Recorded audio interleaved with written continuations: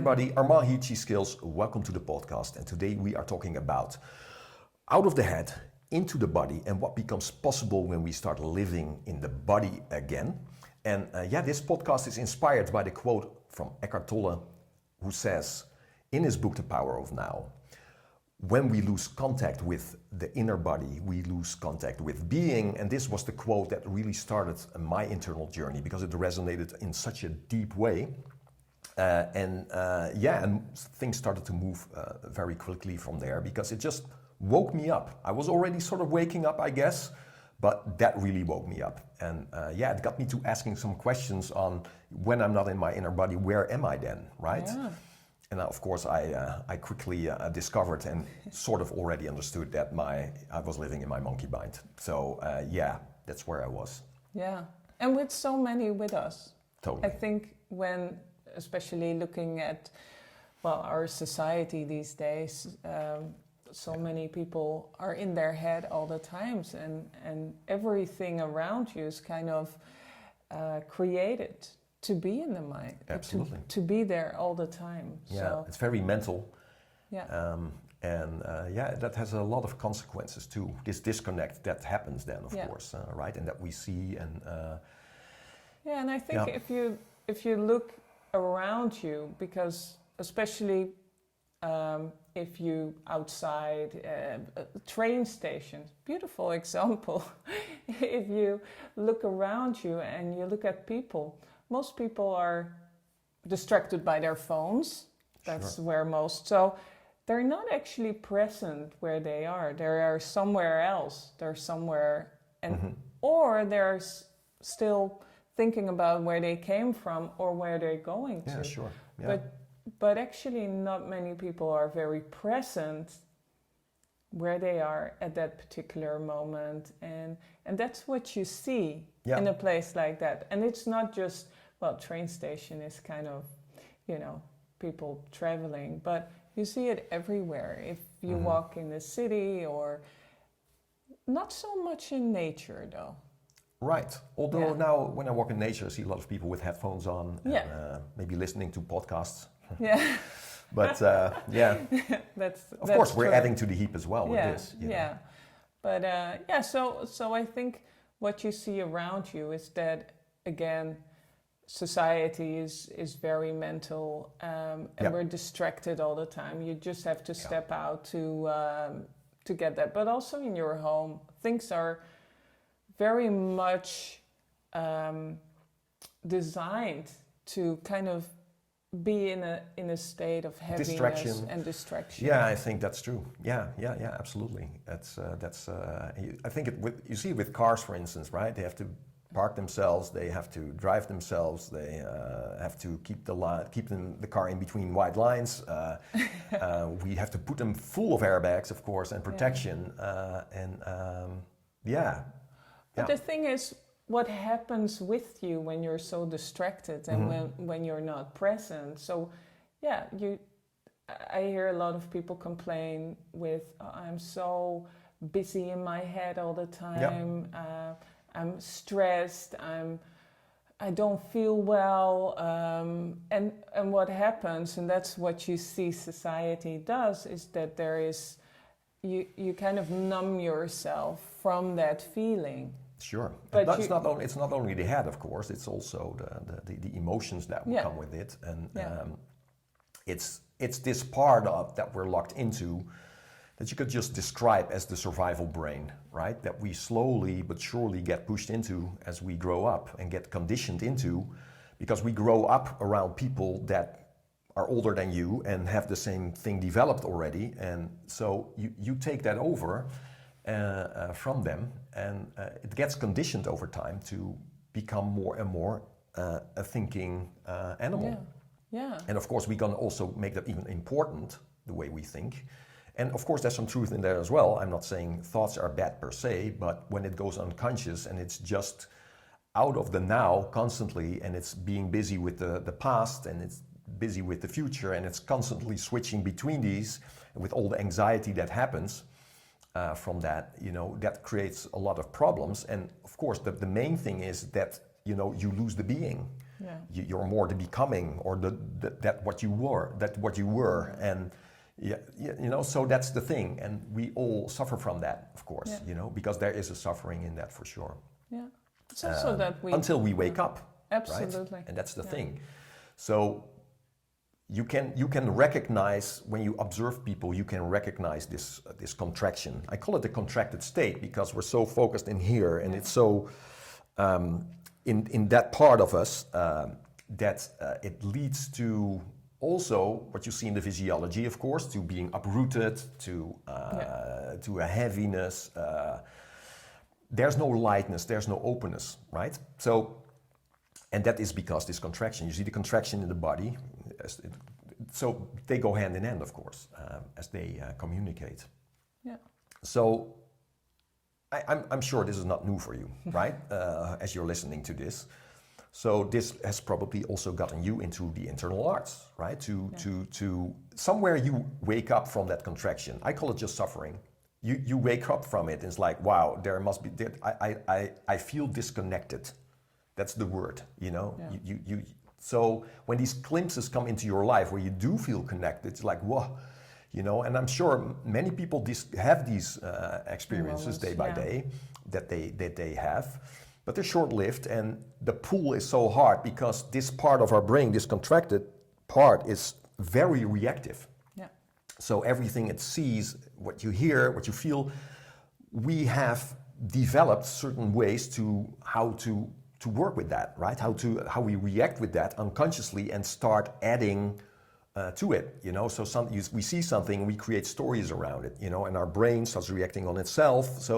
And that obviously has a lot of effect on how we feel, and anxiety, and gets us into the flight-fight thing.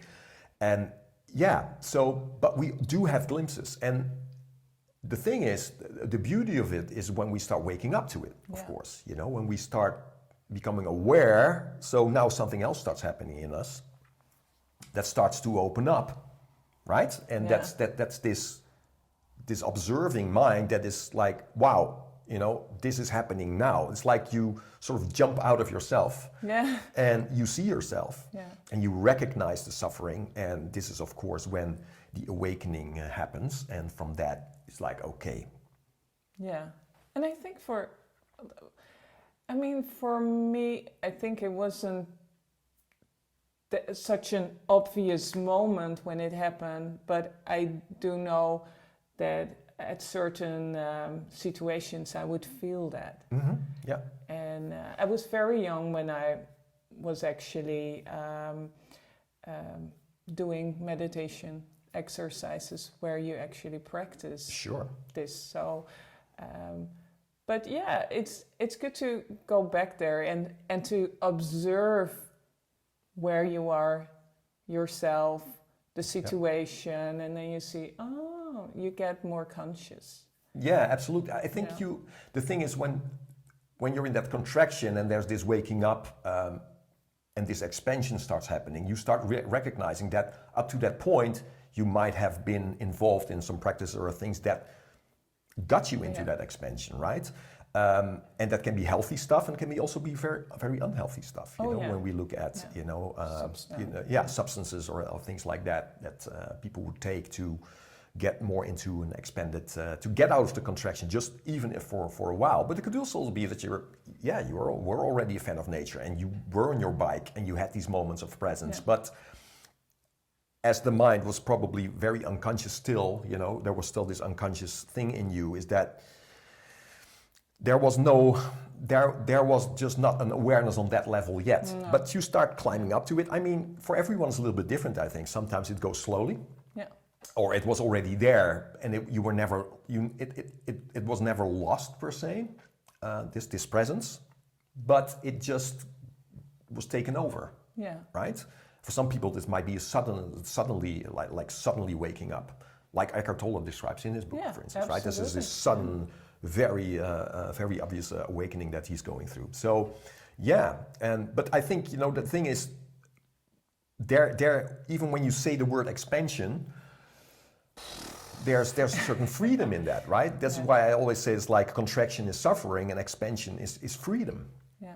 right? And so, yeah, I hope people that you recognize now is that what are the activities that we look for. But when we really want to go deep and we want to understand ourselves better, this is where people absolutely get interested in internal arts, of course, is that we have to have that experience deeper. We want to understand it better. You know, there's just a thing that is that's opening, that is ready to explore, you know, and what's the truth that we can find in there. Well, I think also, again, from my own experience, you at a certain point you're like, okay, this is not going anywhere. And I heard from many people going into this from like being in a burnout or just hitting a wall in some way. Like, okay, how do I get out of this? But you have to kind of get out of yourself. Yeah. And this is exactly kind of the process that's happening. You want to, the frustration just builds to being in your mind all the time, being in that contracted state all the time. Yeah. So you feel like, oh, how can I make that switch? How can I come another? How can I work with myself in another way? Yeah. And this is where we start exploring, of course, these arts. And the first thing we start to do is to just involve the observer. Yeah. Right? Because when you go into the body, so when we start there, for a lot of people, this is of course where it starts.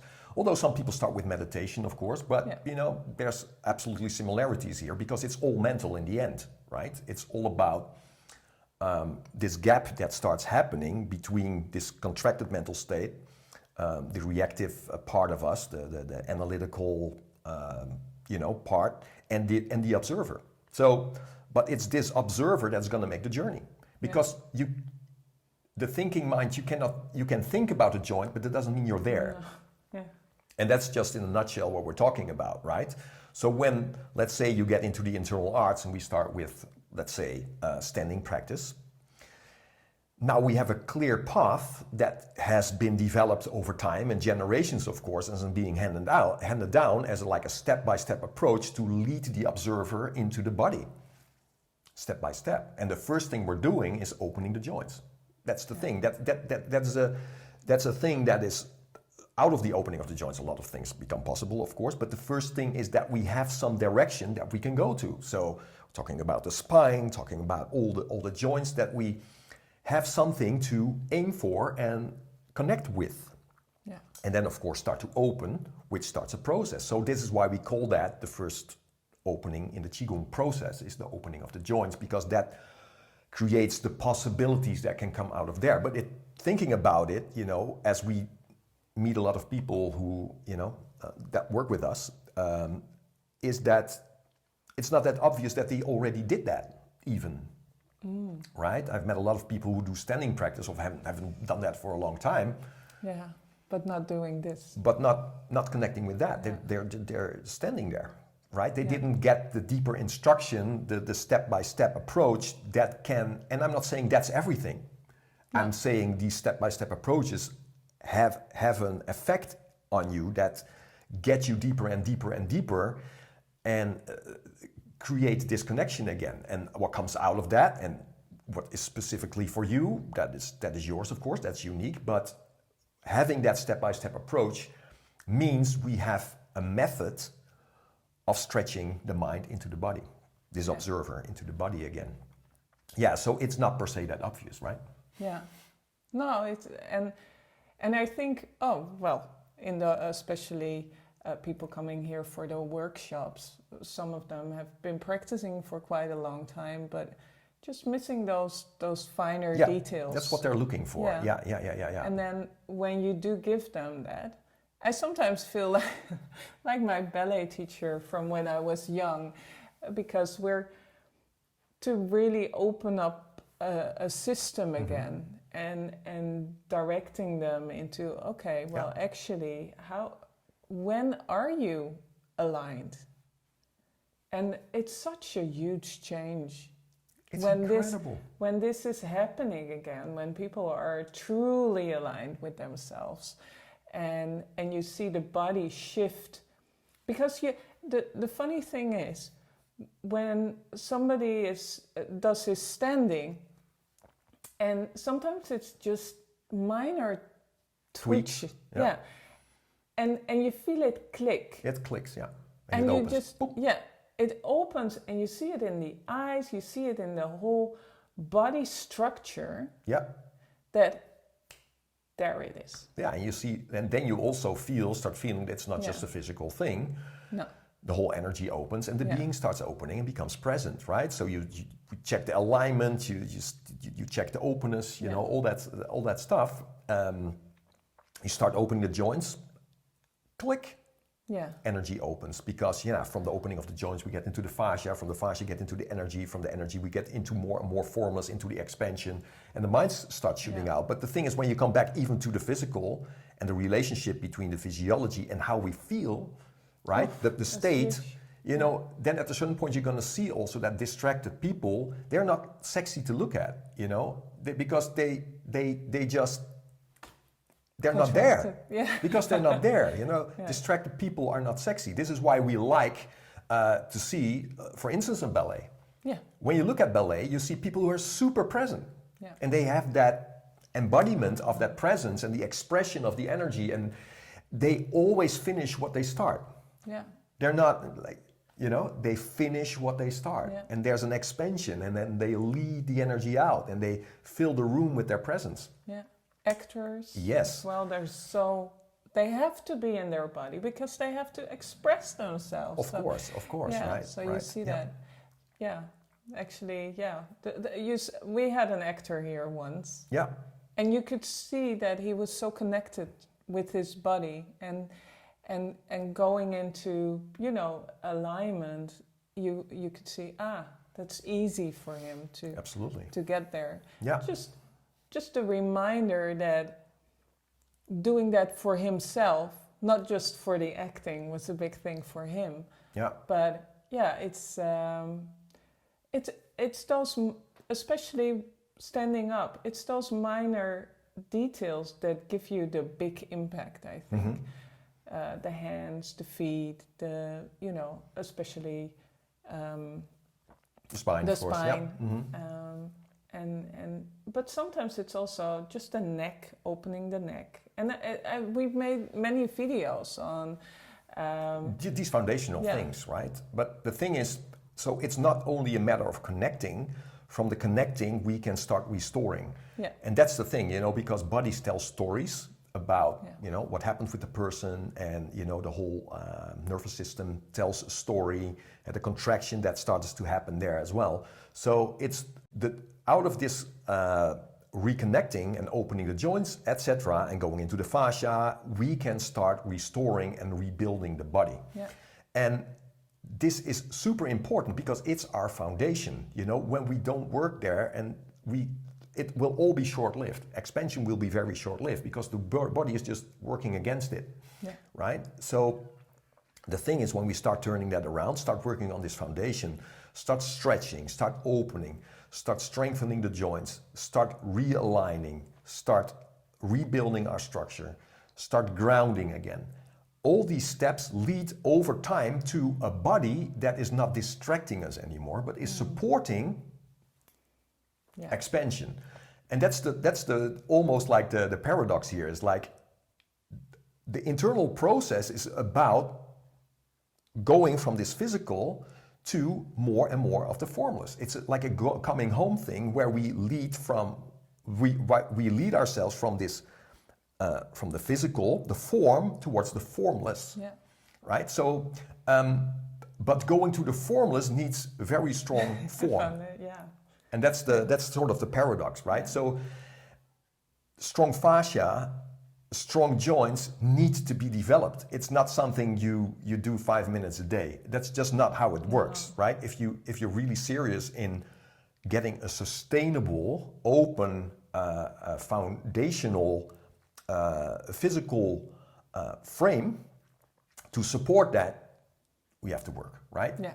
But it's a very healing journey because everything connects. The more we open, the more the mind will open, right? So there's so many entries in this, but the physical is a very, very important one. Without that, it's going to be pretty hard, you know? So working in that, strengthening, healing, etc., is super important because from there the energies will start flowing better. Yeah. You're going to feel better. So you'll be more and more in the moment because of that as well.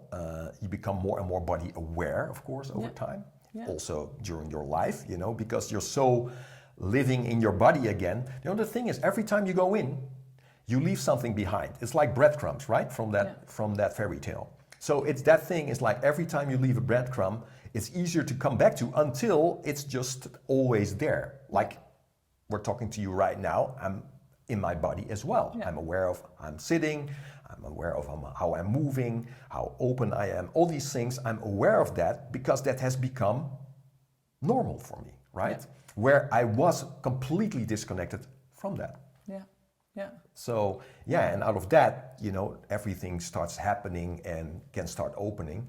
But just if people would only have this connection and start living here again. Huge change. Yeah.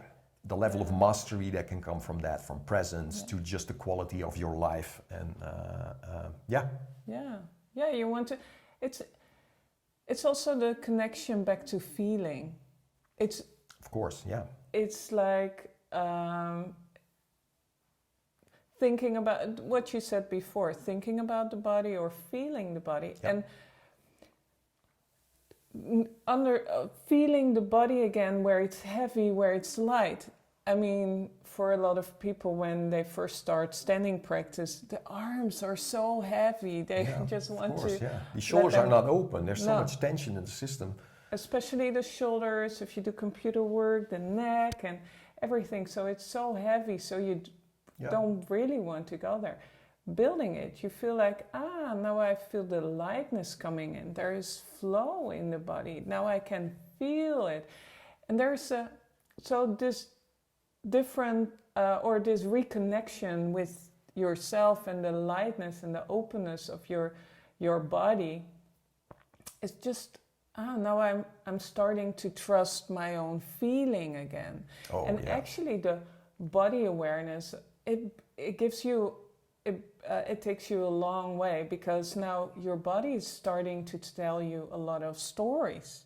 And also about, if you start to trust yourself, your own system, your own, especially also your body first and for all, it's such a different entrance on making decisions, because you see that when you're distracted, there is this the mind or the contraction will give you a decision.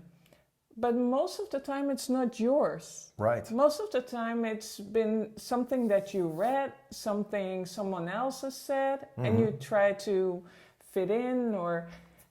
it's influenced, or it's fear-based, or it's, you know, there's a lot...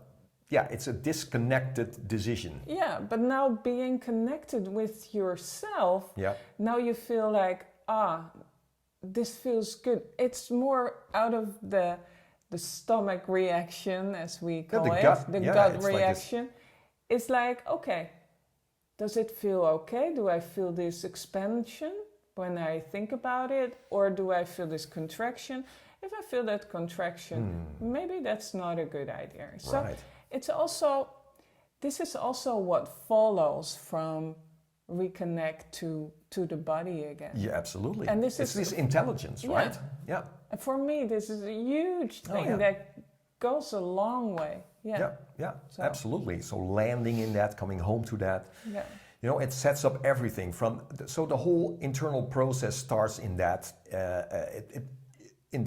But every detail of it, you know, also connecting to the breath, to the joints. There's so much going on there in the body that is telling you stories, and is this intelligence that communicates back to you, and that we start learning to trust again as well, right? It's something that we can over time land into, because this is, you know, this is not one, you know, it's not a fluid ride per se, you know. It's going back and forth. But when you're in it, and but I think I maybe underestimated in the beginning what was necessary to open this body and to make it strong and open. And it's not just a matter of, you know, doing some exercises 5 minutes a day. It just doesn't work like that. It's especially or for me, right? So I should talk about myself, but I've seen it with students as well. It takes some time, right? You see it when they come in. This is where we start, and you can see the disconnect when they come in. You start helping them connect to the body again. So, you know, we do all these exercises, you know, with elastic bands, stretching, all sorts of opening, fascia training, all that stuff. And over time, throughout the weeks and the months, we see a development happening where they start, this is grounding, this is alignment. Okay, so this body, the body starts recognizing itself again. Yeah. And from there, you can see them grow, but also self-correct. That's so funny, right? Yeah. So where sometimes maybe people would be like this and that, so they start telling stories. It's like, yeah, but, you know, and you see this happening. It's like, and then I'm only looking at them, and it's like, come back. Stillness, right? So, and sometimes, of course, I remind them as well, in a loving way, of course, but I love it when they start reminding themselves. So that is the thing, as we start developing this, it's something that is, it's like you work through a certain point, it's like a breakthrough where it becomes self-regulating. Yeah, self-regulating. But up to that point, you have to help, you know, you have to put your awareness constantly there. I mean, the contraction pool is so strong, you know, it's like, and so to stretch out this formless mind again takes some time.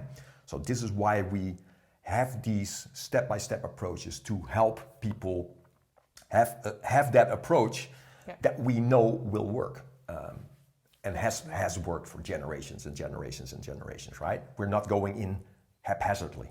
We're going in with a plan. If you want to know more about what we're offering, please check out qskills.com. We have an online course that gets you into these step-by-step approaches of, you know, just the core essentials of Qigong, the openings that we're talking about. We also offer private mentoring for those who want to go very deep, interested in hermetics and energy work. Please check these out, and see you later. See you in the next one. Thanks for listening. Okay. Bye. Bye.